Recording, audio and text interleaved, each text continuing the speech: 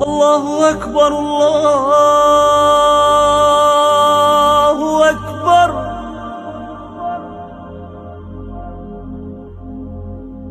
أشهد أن لا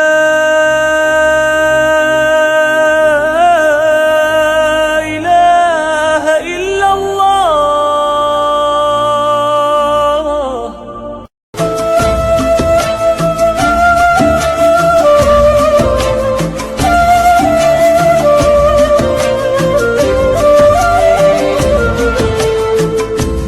Bismillahirrahmanirrahim. Assalamualaikum warahmatullahi wabarakatuh.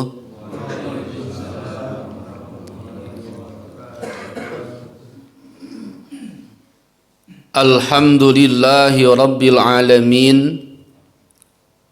Wassalatu wassalamu ala asyrafil anbiya'i wal mursalin Muhammadin wa ala alihi wa sahbihi ajma'in.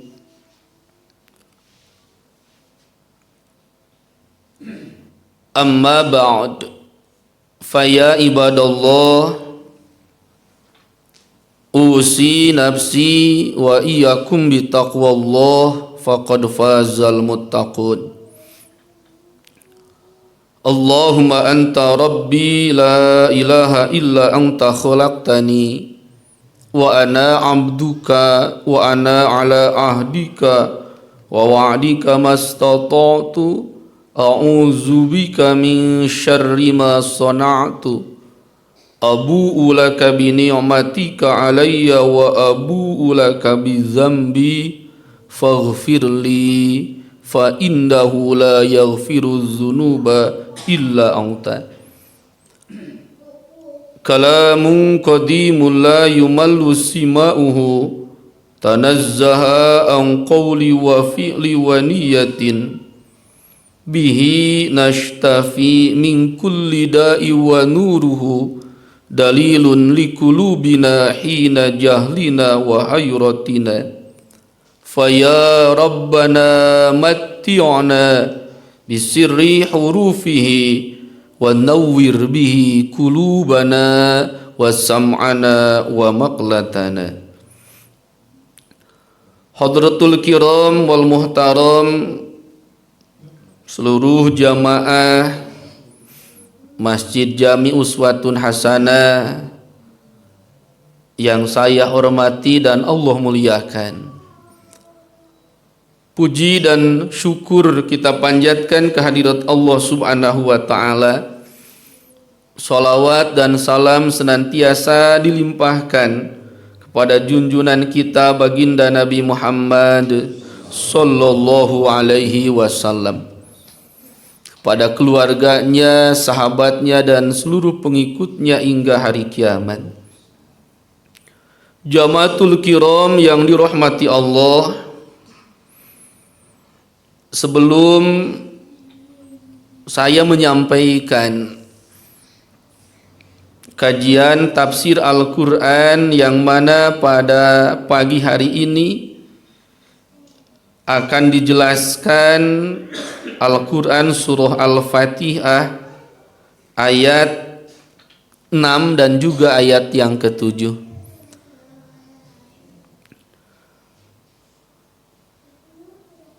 Mohon untuk dimaafkan seandainya apa yang disampaikan banyak kesalahan, karena tidak ada maksud untuk taklim menggurui. Kesempatan kita pada pagi hari ini hanyalah untuk bersama-sama kita menelaah, mengkaji firman Allah subhanahu wa ta'ala yang kebetulan saat ini yang akan sama-sama kita telaah adalah Al-Quran surah Al-Fatihah. Oleh karena itu barangkali nanti dalam penjelasan ataupun syarah yang disampaikan ada kesalahan, mohon untuk langsung dimaafkan agar ilmu yang disampaikan dan juga pertemuan kita pada pagi hari ini menjadikan pertemuan yang membawa keberkahan untuk kita semua. Amin ya Allah ya Rabbal Alamin. Sekedar untuk mengingatkan saja, karena surah Al-Fatihah ini adalah surah yang pendek dan juga tiap saat kita baca. Sekedar mengingatkan saja, akan saya kembali ulangi terjemahnya agar harapan khusus untuk surah Al-Fatihah ini, selain kita benar-benar membacanya sesuai dengan kaidah ilmu tajwid, makharijul huruf dan juga sifatul hurufnya. Karena di awal pernah disampaikan berdasarkan hadis, la sholata liman lam yaqra bi fatihatil kitab. Untuk surah Al-Fatihah ini harus benar-benar digurukan, harus benar-benar kita belajar, karena berkaitan dengan sah dan tidak sahnya sholat yang kita kerjakan. La sholata liman lam yaqra bi fatihatil kitab. Itu kesepakatan ulama Imam Asy-Syafi'i, Imam Al-Maliki dan juga Imam Ahmad bin Ambal menyatakan tidak sah sholat tatkala Fatihahnya tidak benar. Karena urusan membaca surah Al-Fatihah berbeda dengan surat yang lain. Satu huruf saja hilang tasydid, makharijul hurufnya salah, berkaitan dengan bacaan sholat dalam Fatihah, sementara kita belum pernah untuk mempelajarinya, maka seperti tadi disampaikan, la sholata liman lam yaqra bi fatihatil kitab. Dan untuk terjemahnya, mengulang saja, Bismillahirrahmanirrahim, dengan menyebut nama Allah yang Maha Pengasih lagi Maha Penyayang. Alhamdulillahi Rabbil Alamin, segala puji milik Allah, Tuhan pemilik alam. Rabb itu maknanya ada 15, ataupun Tuhan semesta alam, sama saja maksudnya. Ar-Rahmanir Rahim, yang Maha Pengasih lagi Maha Penyayang. Maliki Yaumiddin, yang memiliki, Malik itu, ataupun yang merajai Yaumiddin, hari pembalasan, ataupun Yaumul Jaza. Iyyaka na'budu wa iyyaka nasta'in, hanya kepada Engkaulah kami menyembah, dan hanya kepada Engkaulah kami memohon pertolongan. Ihdinas siratal mustaqim, tunjukilah kami ke jalan yang lurus. Inilah yang akan sama-sama kita telaah, kita akan sama-sama menelaah yang disampaikan para ulama ahli tafsir yang berkaitan dengan dua ayat ini, ihdinas siratal mustaqim. Kalau secara terjemah seperti tadi disampaikan, tunjukilah kami ke jalan yang lurus. Kalau kita bersama-sama menelaah kalimat ini, tentu akan menimbulkan sebuah pertanyaan. Apa yang dinamakan dengan hidayah? Lalu apa kaitannya dengan as-siratal mustaqim, jalan yang lurus? Kita memohon kepada Allah berkaitan dengan jalan yang lurus. Karena kalau lihat secara asli kalimat ini, as-siratal mustaqim, jalan yang lurus, sebetulnya untuk jalan yang lurus tidak usah kita meminta kepada Allah, karena itu adalah pilihan kita. Karena biasa jalan yang lurus adalah jalan yang kita tiap hari, mau yang berbelok ke kanan, ke kiri. Kenapa dalam kalimat ini Allah menggunakan kalimat ihdinas siratal mustaqim, tunjukilah kami ke jalan yang lurus. Lalu yang dimaksud dengan jalan yang lurus itu apa? Nah, itu adalah hal yang akan sama-sama kita telaah tafsir daripada Al-Quran surah Al-Fatihah ini. Jamaatul kiram yang dirahmati Allah, ihdinas siratal mustaqim. Saya sampaikan tafsirannya, arsyadana ila dinil qawim allazi la i'wijaja fihi allazi huwa dinul Islam wa sabbitna alal minhajil wadi allazi radaitahu lana. Yang dimaksud dengan ihdinas siratal mustaqim, tunjukilah kami kepada jalan yang lurus, tafsirnya arsyadana. Arsyada itu artinya tunjukkanlah, ilad dinil qawim, kepada agama yang kuat, alladzi la i'waja bih, yang tidak ada bengkoknya. Agama yang kuat huwa dinul Islam. Yang dimaksud dengan as-siratal mustaqim, jalan yang lurus, adalah agama Islam. Makanya kalau mungkin pernah Bapak baca dalam terjemahnya, baik di handphone ataupun di Al-Quran secara langsung, dalam terjemahnya ada dalam kurung, tunjukilah kami ke jalan yang lurus, dalam kurung, ayat ad-dinul haq, agama Islam. Karena yang dimaksud dengan jalan yang lurus tersebut adalah agama Islam. Lalu berkaitan dengan hidayah, ihdi artinya tunjukkanlah. Tunjukkanlah itu artinya hidayah.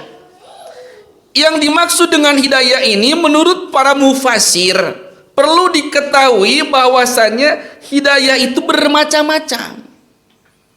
Wa'lam anna hidayatullah lil insan ala durubin. Perlu diketahui bahwasanya hidayah Allah lil insan, kepada manusia, ala durubin, itu bermacam-macam. Petunjuk yang Allah berikan kepada manusia itu bermacam-macam. Yang pertama, ada yang dinamakan hidayatul ilham.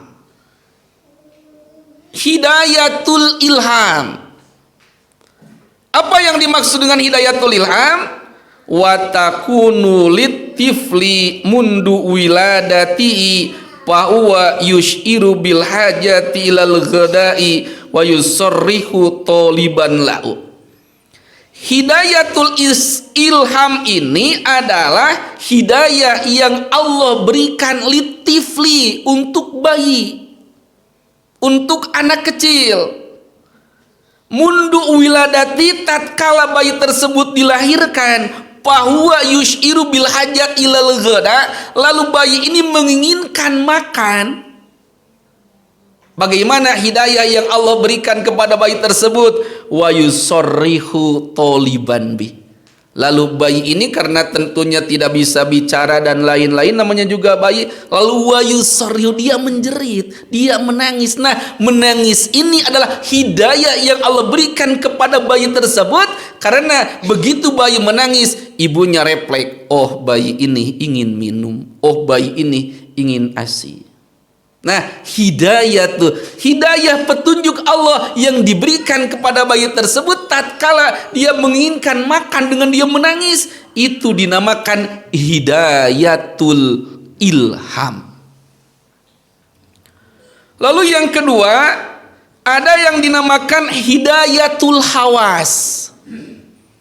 Hidayatul hawas artinya hidayah al-hawas yang berkaitan dengan panca indera. Bahkan hidayatul ilham dan hidayatul hawas ini adalah hidayah yang Allah berikan secara bersama-sama antara manusia dan juga hewan yang lainnya. Sama-sama kita berpikir. Hidayatul hawas, Allah memberikan hidayah berupa al-hawas, panca indera. Tatkala kita ingin mengambil sesuatu, dengan refleks tangan ini bergerak. Tatkala kita ingin menuju suatu tempat, tanpa ada yang mengomando, kaki ini berjalan. Ketika kita ingin menyampaikan sesuatu, lidah ini berkata. Petunjuk yang Allah berikan kepada seluruh anggota badan kita, sehingga semuanya memiliki fungsi masing-masing sesuai dengan ketentuan Allah, itu dinamakan hidayatul hawas. Bahkan kalau kita sama-sama menelaah, hidayatul hawas ini lebih kuat hewan daripada manusia. Bagaimana perbandingannya? Di sini dijelaskan, ilhamu wa hawasu yakmulani ba'da wiladati biqalilin wa yahsulani fil insani tadrijan. Untuk hidayatul ilham dan hidayatul hawas ini lebih cepat sempurna hewan daripada manusia. Ayam melahirkan, bertelur, beberapa hari kemudian sudah bisa berjalan, makan bisa dengan sendirinya. Domba melahirkan 1 hari bisa langsung berdiri. Manusia tentunya tadrijan, tidak seperti itu. Berjalan menunggu 1 tahun, bisa bicara jelas menunggu 2 tahun lebih. Makanya untuk hidayah ini, hidayatul ilham dan hidayatul hawas, dijelaskan ilhamu wa hawasu yakmulani ba'da wiladati, lebih cepat sempurna hewan yang lain daripada manusia. Lalu yang ketiga ada yang dinamakan hidayatul akli. Ini sengaja dijelaskan biar nanti semua paham yang dimaksud dengan ihdinas siratal mustaqim ini termasuk hidayah yang mana. Karena semuanya ada 4. Yang ketiga ada yang dinamakan hidayatul akli. Petunjuk yang Allah berikan kepada akal, yang disampaikan oleh para ulama mutakallimin, ulama ahli tauhid, yang dinamakan akal itu adalah sirrun ruhaniyun tudriku bihi nafsul ulumad doruriyata wan naduriyah. Itu definisi akal. Sirrun ruhaniyun adalah sebuah sir, sebuah rahasia yang sifatnya ruhani. Sir itu adalah sesuatu yang sangat kecil, yang tentunya tidak langsung nampak dengan penglihatan kita. Untuk apa akal ini? Tudriku bihi nafsul ulumad doruriyah wan naduriyah. Dengan akal ini nafsu bisa mengetahui tentang ilmu doruri ataupun ilmu nadhuri. Karena dalam pandangan para ulama, ilmu itu terbagi 2. Ada ilmu doruri, ada ilmu nadhuri. Ilmu doruri ma la yahtaju ila nadrin wastidlalin. Kalau nadhuri ma yahtaju ila nadrin wastidlalin. Ilmu doruri adalah ilmu yang tidak membutuhkan untuk berpikir. Begitu kita makan gula, langsung terasa manis di lidah kita. Tidak perlu kita makan gula, oh ini rasa gulanya seperti apa, kan tidak. Mengetahui manisnya gula, mengetahui bahwasanya cabai itu pedas, itu namanya ilmu doruri. Mengetahui hal tersebut tanpa membutuhkan nadrin wastidlalin, berpikir dan istidlal. Yang kedua adalah ilmu nadhari. Itu kebalikannya. Nadhari itu ma yahtaju ila nadrin wal istidlal. Mengetahui hal tersebut harus diawali dengan berpikir dulu. Kita meyakini bahwasanya dunia ini ada yang menciptakan Allah Subhanahu wa taala.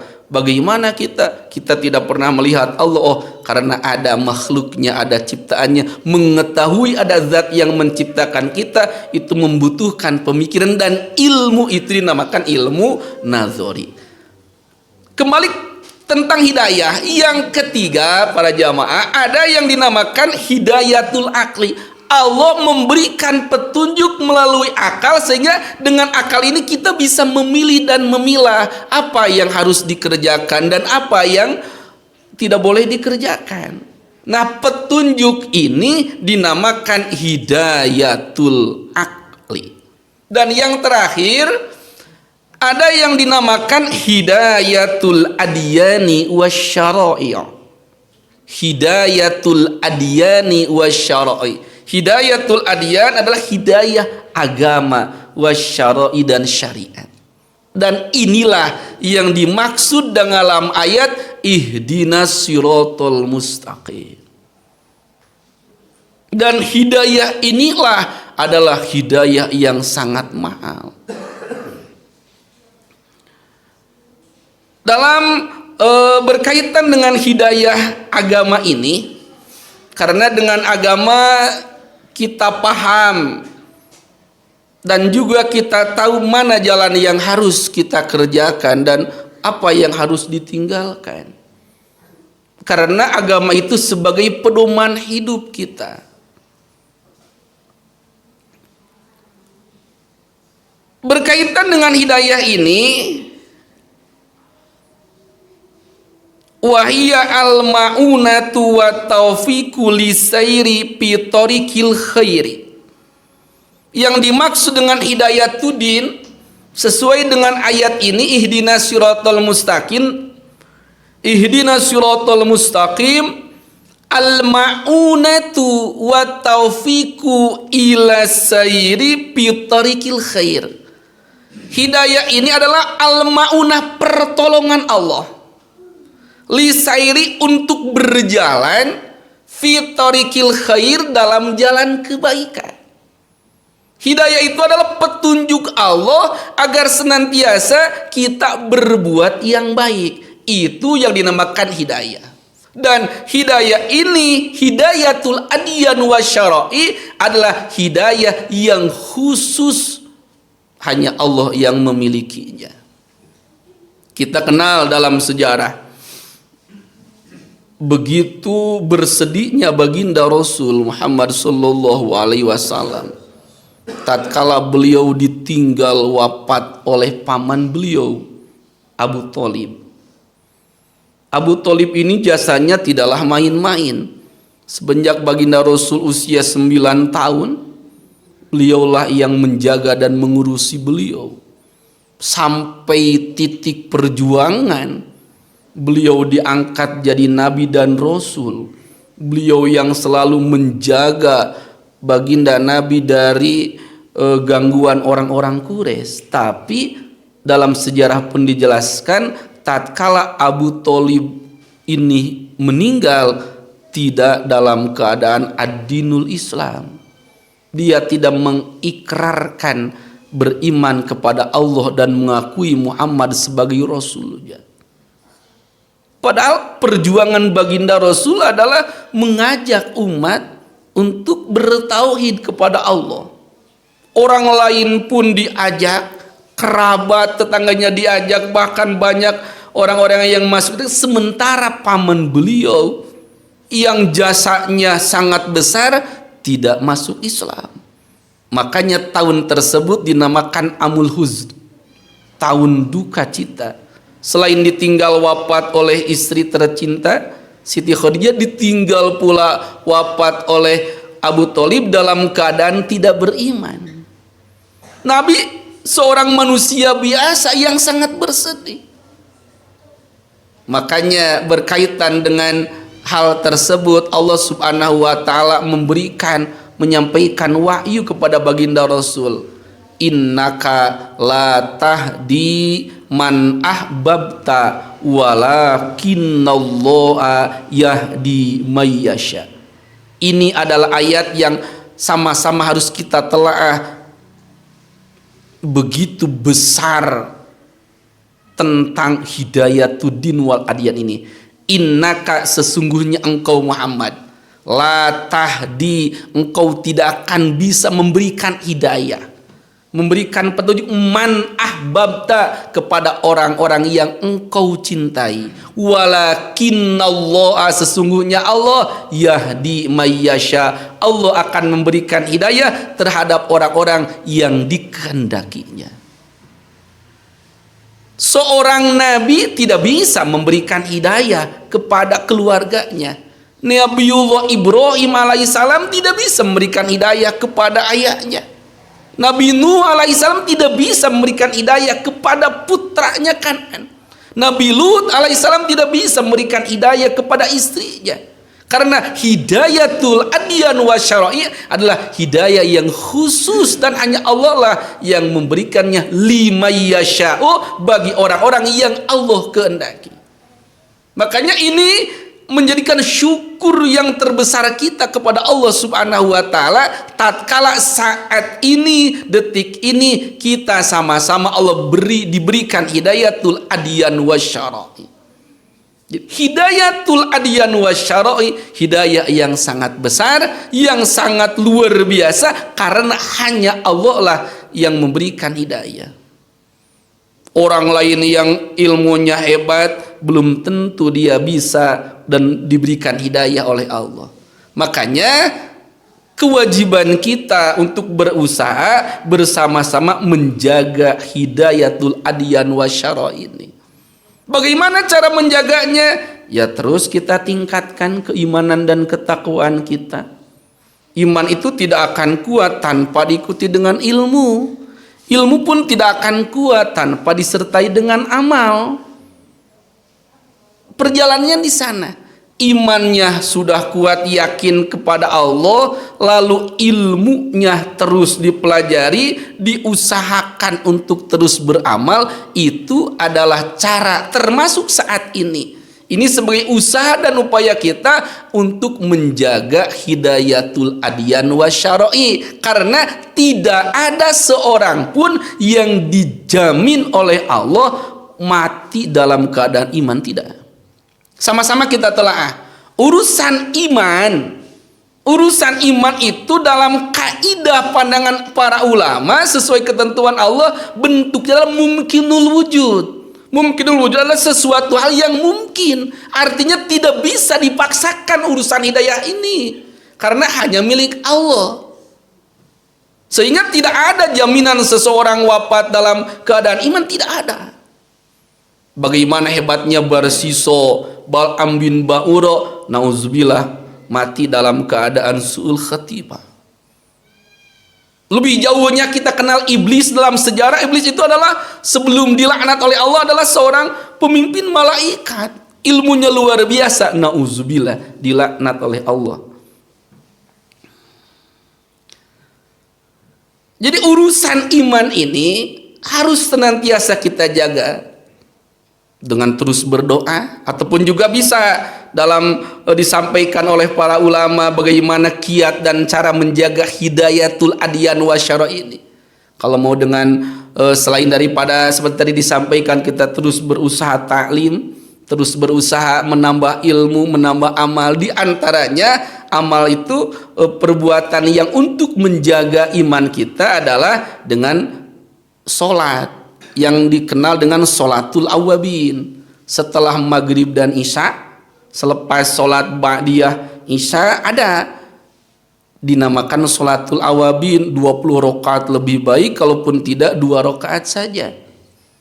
Setelah Al-Fatihah baca surah Al-Ikhlas 6 kali, ditambah Al-Falaq An-Nas 1 kali, rakaat pertama dan rakaat kedua sama. Setelah itu memohon doa kepada Allah, khusus doanya tentang iman. Allahumma inni astaudiuka imani fi hayati wa inda mamati wa ba'da mamati fahfazhu alayya innaka ala kulli syai'in qadir.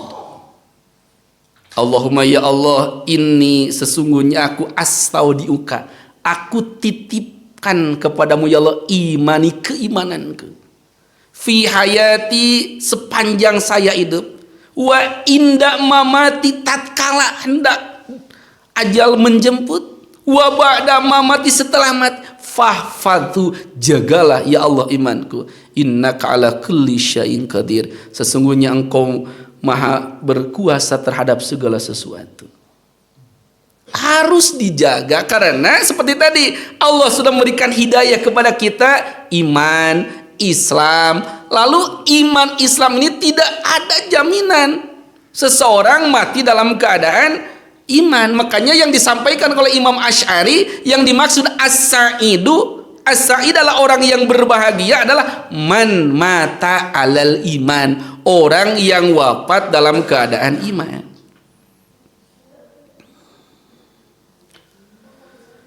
Jamaatul kiram yang dirahmati Allah, itu yang berkaitan dengan lafaz ihdina.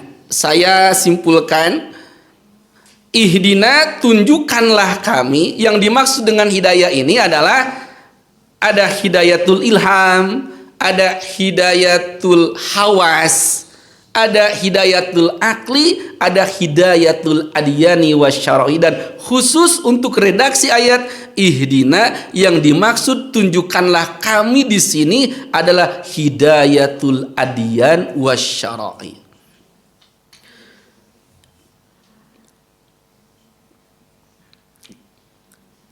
Untuk hidayah ini ada juga makna yang lain. Seperti kita ambil perbandingan ayat dalam Al-Quran, wahadainaun najdain, dan berikanlah hadai dan kami tunjukkanlah kepada al-insan manusia an-najdain. Yang dimaksud hidayah di sini an-najdain dalam tafsirnya adalah tarikil khair wasyair. Tunjukkanlah kami hidayah tentang mana jalan an-najdain, dua jalan, jalan yang syar, yang tidak baik, dan jalan al-khair, jalan yang baik. Itu sebagai perbandingan. Ihdinas siratal mustaqim, yang dimaksud dengan as-siratal mustaqim seperti tadi di awal, yang dimaksud dengan as-siratal mustaqim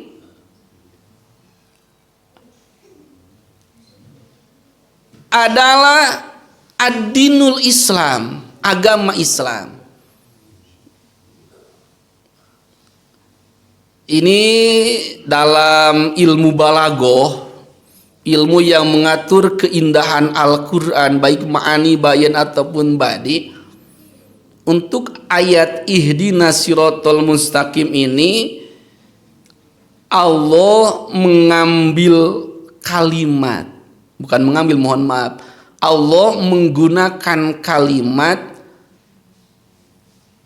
antara as-siratal mustaqim, jalan yang lurus, dan juga ad-dinul haq, agama Islam. Kenapa yang dimaksud dengan as-siratal mustaqim adalah ad-dinul Islam? Karena antara ad-dinul Islam dan as-siratal mustaqim ada wajah syabah, ada titik persamaan. Kenapa kita berani menjelaskan lafaz as-siratal mustaqim dengan ad-dinul haq? Karena antara as-siratal mustaqim, jalan yang lurus, dan ad-dinul haq ada wajah syabah, ada titik persamaan.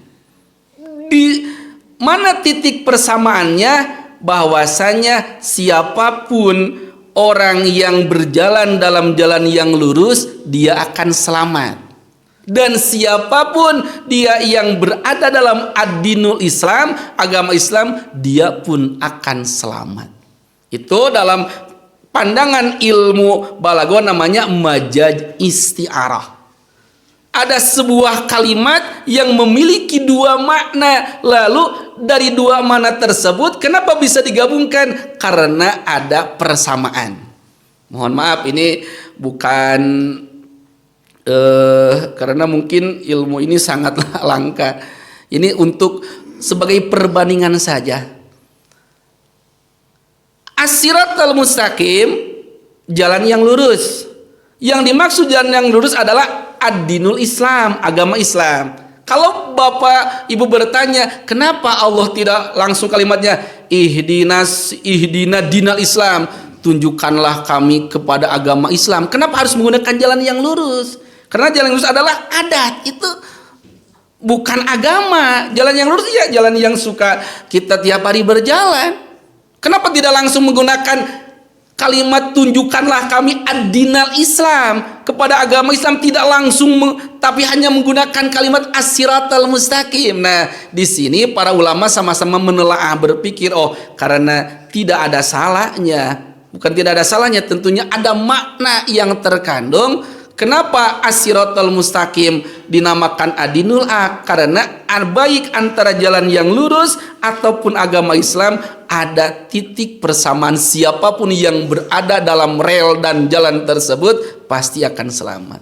Artinya apabila kita senantiasa istiqomah dalam as-siratal mustaqim ay adinul haq, maka keselamatan akan senantiasa bersama kita. Jamaatul kiram yang dirahmati Allah,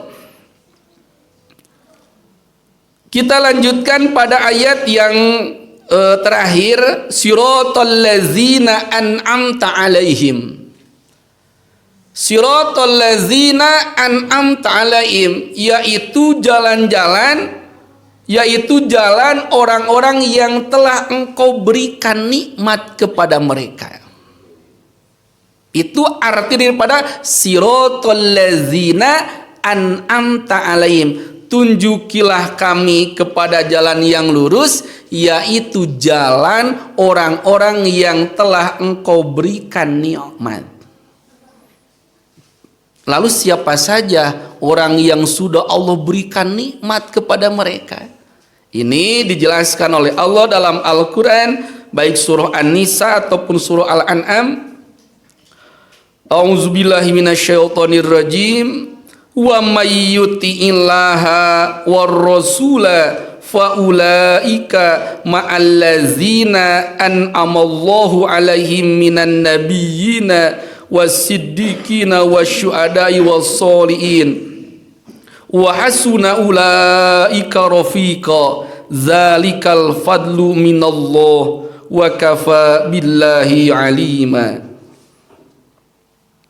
Ini dalam surah An-Nisa menjelaskan siapa saja orang-orang yang sudah Allah anugerahkan nikmat.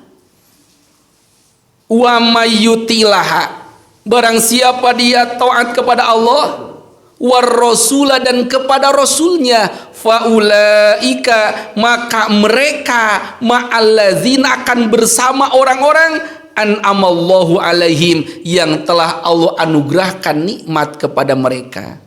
Siapa saja? Minan nabiyina, para nabi, wasiddiqina, para siddiqin, wasyuhada'i, orang-orang yang mati syahid, wasolihina, dan orang-orang yang solih. Jadi yang dimaksud orang yang sudah Allah anugerahkan nikmat, yang pertama para nabi dan rasul.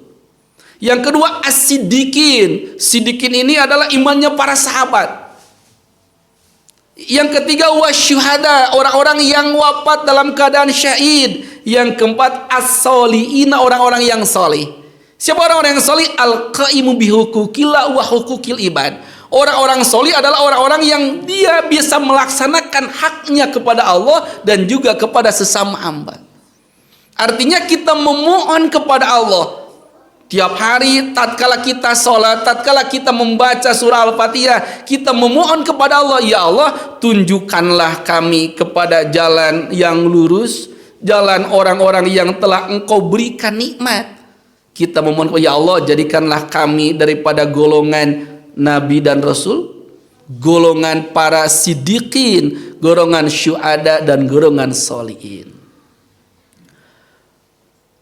Lalu yang dimaksud dengan nikmat dalam redaksi siratal ladzina an'amta, nikmat itu secara global terbagi dua.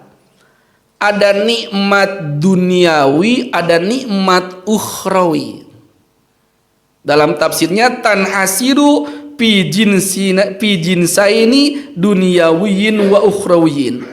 Walaupun tentunya berbicara nikmat kita kembali kepada firman Allah, wa in ta'udu nikmatallahi la tuhsu'a. Tidak akan mampu kita menghitung nikmat Allah. Nah, dalam tafsirnya, dalam ayat siratal ladzina an'amta 'alaihim, dalam tafsir ini nikmat itu secara umum terbagi dua.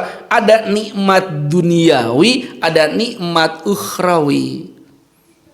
Wal awalu kismani, nikmat duniawi juga terbagi dua, mauhabiyun wa kasbiyun. Ada nikmat mauhabi, mauhabi itu artinya pemberian Allah, ada juga kasbiyun yang harus diusahakan. Ada nikmat yang sudah secara langsung Allah berikan kepada kita, ada nikmat yang harus kita usahakan. Itu dalam nikmat duniawi. Apa saja yang termasuk kepada nikmat yang langsung Allah berikan? Wal mauhabiyu kismani. Nikmat yang langsung Allah berikan kepada kita pun terbagi dua. Ada ruhani, ada jasmani. Kalau kita masuk ke lebih singkat saja, ada nikmat ruhani, ada nikmat jasmani, seperti itu. Padahal kalau urutannya dari awal seperti tadi, saya ulangi lagi, ada nikmat duniawi, ada nikmat ukhrawi. Nikmat duniawi itu terbagi dua, ada langsung pemberian Allah, mauhabiyun kalau bahasa Arabnya, ada juga kasbiyun yang harus diusahakan. Nikmat yang langsung diberikan oleh Allah kepada kita terbagi dua, ada nikmat ruhani, ada nikmat jasmani. Mana nikmat ruhani? Karena ruh fi. Nikmat ruhani seperti Allah tiupkan ruh kepada kita, sehingga tatkala usia kita dalam kandungan ibu 4 bulan lamanya Allah tiupkan ruh. Dengan ditiupkan ruh lah kita sampai pada titik ini. Kita bisa mengenal sesuatu, melihat, mendengar sesuatu, awalnya adalah nikmat ruhani dulu. Jadi bukan jasmani dulu, tapi ruhani dulu. Nikmat yang pertama kali Allah berikan kepada kita adalah nikmat ruhani. Karena ruhi fi, tatkala Allah tiupkan ruh dalam jasad kita, wa isyraki bil akli, lalu ruh itu Allah berikan sebagai penguatnya dengan akal kita. Wa mayat ba'uhu, setelah akal itu ada, lalu Allah berikan pendukung-pendukungnya, kal fahmi, pemikiran, pemahaman, wal fikri, pemikiran, wan nutki, ucapan. Itu nikmat pendukung terhadap nikmat ruhani. Yang kedua ada nikmat jasmani, katakhlikil badan wal qawa, seperti Allah menciptakan badan kita, Allah menciptakan anggota badan yang sempurna.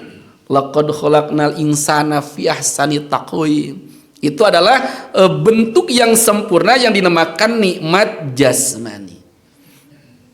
Lalu yang kedua tadi ada nikmat dari duniawi, itu ada nikmat kasbi, nikmat Allah yang harus kita usahakan. Apa yang termasuk kasbi ini? Dalam tafsir dijelaskan, tazkiyatun nafsi anir rozaili wa ta'aliyatu bil akhlaqis saniyah wal malakatil fadilah. Nikmat kasbi itu adalah tazkiyatun nafsi, membersihkan nafsu kita anirodzaili, dari sifat-sifat yang tidak baik. Wa tahalliyatu'a, dan mempercantik nafsu kita, mempercantik diri kita, memperindah diri kita bil akhlaqis saniyah, dengan akhlak-akhlak yang baik, wal malakatil fadilah, dan malakat yang unggul. Ini nikmat Allah yang harus diusahakan.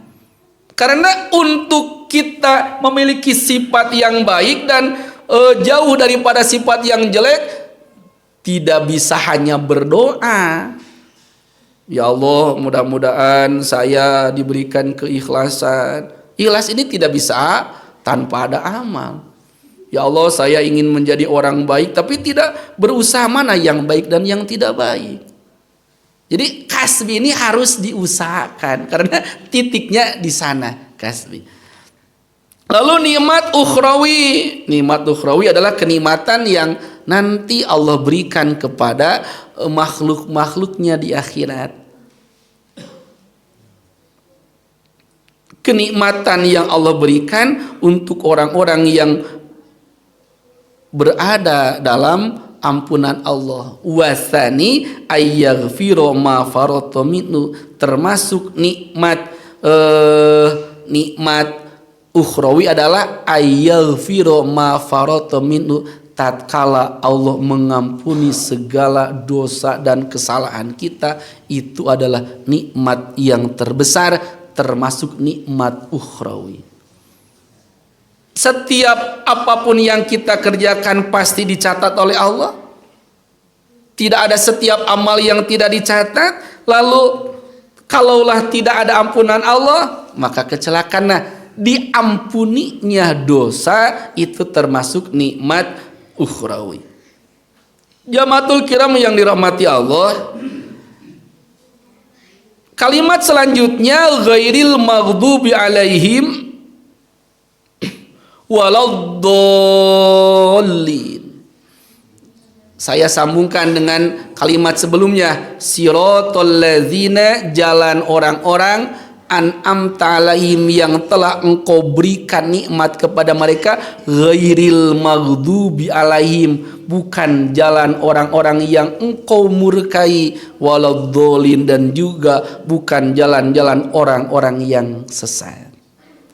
Kita akan jelaskan dua kalimat agel maghdub wa dhalin. Siapa saja yang termasuk orang-orang yang dimurkai Allah dan juga termasuk orang-orang yang sesat.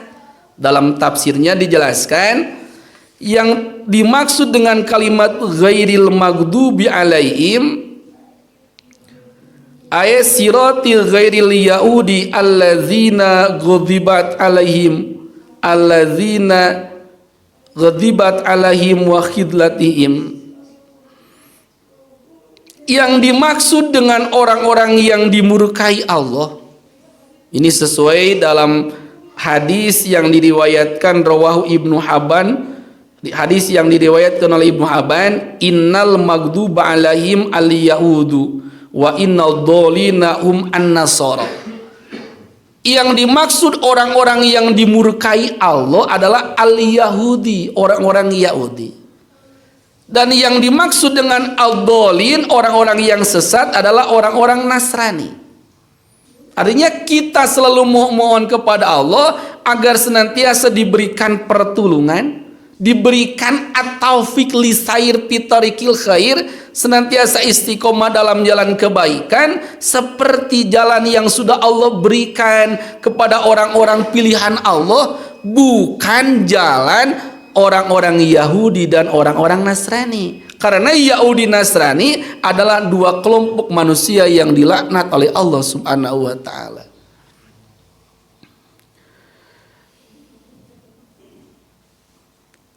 Berkaitan dengan ayat ini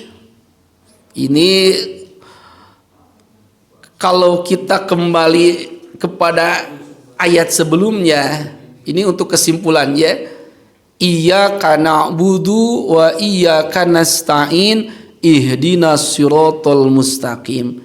Iyyaka na'budu ini li izhari tauhid, untuk menjelaskan tentang ketauhidan.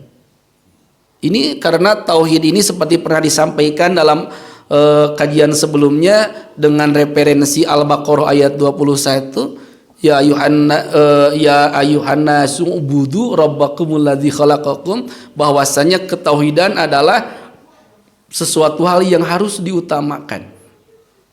Berdasarkan ayat ubudu dalam tafsirnya adalah wahidu, wahai manusia bertauhidlah. Nah, Iyyaka na'budu ini sebagai bukti kita menzohirkan ketauhidan kita, mengakui la ilaha illallah, tidak ada Rabb selain Allah.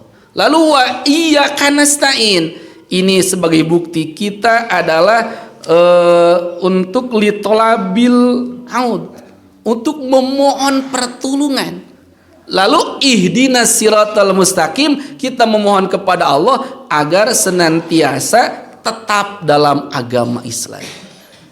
Jamaatul kiram yang dirahmati Allah, seperti diketahui bersama, tatkala selesai mengucapkan ayat ihdinas siratal mustaqim siratal ladzina an'amta 'alaihim ghairil maghdubi 'alaihim waladdallin, tentu biasa kita dibacakan kalimat amin. Ini juga perlu saya jelaskan.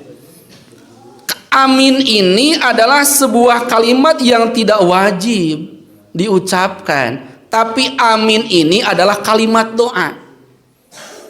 Ini mohon maaf, jangan salah mengucapkan. Yang dimaksud yang seharusnya dibacakan tatkala selesai baik dalam keadaan sholat ataupun kita mendengar ayat ini, kita membaca amin, itu dalam segi pembacaannya haruslah benar-benar diperhatikan, karena tatkala salah membacakan maka maknanya pun akan berbeda. Dalam tafsirnya dijelaskan lafaz amin itu termasuk ismu fi'li amrin, isim fi'il amar bimakna istajib. Amin kalimat isim tapi memiliki kalimat amar. Amar itu artinya perintah, permohonan. Karena amin ini maknanya adalah istajib. Ya Allah, semoga engkau mengabulkan doaku. Dengan catatan di makna amin menjadi istajib tatkala pembacaannya benar. Bagaimana pembacaan yang benar? A-madnya dipanjangkan, lalu min juga dipanjangkan. Jadi bacanya amin. A-nya harus panjang, min-nya pun panjang. Lalu kalau membacanya A-nya panjang, lalu min-nya pendek dibaca amin, maka maknanya bukan ya Allah semoga engkau ijabah doa kami, tapi maknanya amin, berimanlah engkau. Lalu kalau A-nya pendek, min-nya panjang dibaca amin, maknanya pun lain. Amin di sana mananya orang yang terpercaya. Baginda Rasul terkenal memiliki gelar al-amin, orang yang terpercaya. Jadi mohon maaf, ini harus diperhatikan juga dalam segi pelafalannya, mengucapkannya. Kalau tujuan kita memohon kepada Allah untuk diijabah doa-doa kita, termasuk tatkala kita mendengar dan membacakan Al-Fatihah ini, maka lafaz yang benar A-nya dipanjangkan, min-nya pun dipanjangkan amin. Kalau A-nya panjang A, lalu mimnya dibaca pendek, maknanya berimanlah engkau. Itu fi'il amar. Amana yu'minu imanan, amin, berimanlah engkau. Lalu kalau A-nya dibaca pendek, min-nya panjang, jadi amin, maka maknanya adalah orang yang terpercaya. Ini sama-sama memiliki makna, tapi kita harus tahu menempatkannya. Tentunya berkaitan karena ayat ini artinya kita berdoa ihdinas siratal mustaqim, ya Allah tunjukkanlah kami kepada agama Islam, maka kalimat yang benar dibacanya adalah amin. A-nya juga panjang, min-nya juga panjang. Itu sebagai pelengkap saja untuk surah Al-Fatihah ini. Alhamdulillah sudah selesai kajian kita dalam surah Al-Fatihah. Insya Allah dalam pertemuan selanjutnya kita lanjutkan kepada surah yang pendek saja ya Pak ya, Al-Ikhlas, Al-Falaq, kita sedikit-sedikit karena biar lebih paham yang tiap hari kita bacakan. Di akhir pertemuan ini kita sama-sama berdoa kepada Allah Subhanahu wa taala. Yang pertama, Kita berdoa untuk keluarga, sahabat, teman kita yang saat ini mendapatkan panggilan Allah melaksanakan ibadah haji, barangkali termasuk ada jamaah dan keluarga Bapak. Kita doakan mudah-mudahan yang sudah berangkat ataupun yang sesuai rencana berangkat, mudah-mudahan Allah berikan kesehatan, Allah berikan keselamatan, dan tentunya mendapatkan predikat haji yang mabrur dan makbul. Amin ya Allah ya Rabbal Alamin. Yang kedua, kita sama-sama berdoa kepada Allah yang sudah azam tahun ini akan menunaikan ibadah kurban, itu pun adalah melaksanakan perintah Allah. Mudah-mudahan Bapak dan Ibu seluruh jamaah yang sudah azam, sudah berkeinginan, sudah daftar akan tahun ini pun menunaikan perintah Allah dengan penyembelihan hewan kurban. Mudah-mudahan Allah berikan kemudahan dan berikan balasan yang berlipat ganda. Dan juga kita sama-sama berdoa kepada Allah yang saat ini dalam keadaan sakit. Mudah-mudahan keluarga kita, sahabat, kerabat, bil khusus seluruh jamaah Masjid Jami Uswatun Hasanah yang saat ini dalam keadaan sakit, mudah-mudahan secepatnya Allah berikan kesehatan seperti sedia kala.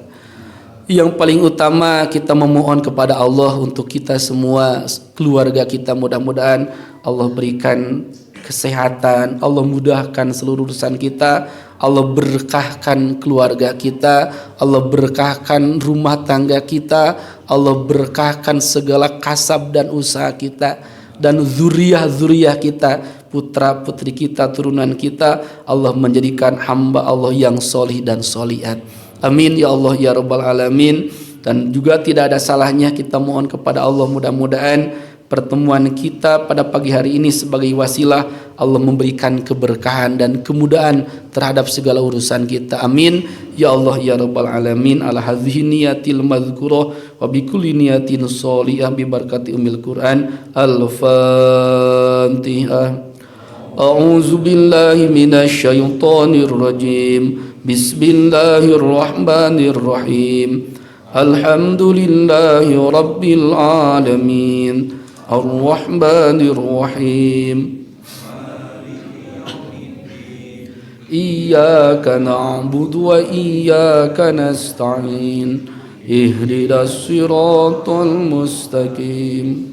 Siratal ladzina an'amta 'alaihim ghairil maghdubi 'alaihim waladdallin. Kurang dan lebihnya mohon untuk dimaafkan. Kita akhiri dengan bersama-sama membacakan doa kafaratul majlis. Subhanakallahumma wa bihamdika asyhadu an la ilaha illa anta astaghfiruka wa atubu ilaik. Assalamualaikum warahmatullahi wabarakatuh.